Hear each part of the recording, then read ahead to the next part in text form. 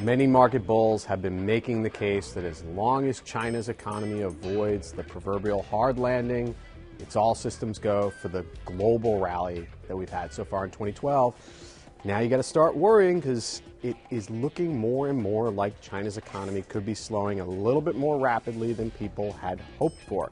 What we're seeing in the latest data from China, some manufacturing numbers that show a little bit more weakness than I think people would like. This comes not too long after executives at one of the world's largest mining companies, BHP Billiton, also talking about slowing demand for China's steel consumption, and that also really could be scary because that may be a sign that that real estate bubble that everyone is worried about in China may actually be bursting. Here's what it's really going to come down to in my mind. This market has become accustomed to, addicted to easing from many central banks around the world.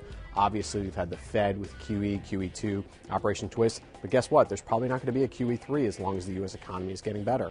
Europe has done many rounds, 2 rounds of these long-term refinancing operations. Not so sure there's going to be a third one. So who is going to be the central bank to step up and ease?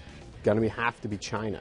China has yet to cut interest rates in the past few months, despite the growing evidence that their economy is slowing a little bit more rapidly. Now, don't get me wrong, China's economy is not in any sort of danger of falling into recession. It's still growing at a nice pace, and it's the envy of the Western world.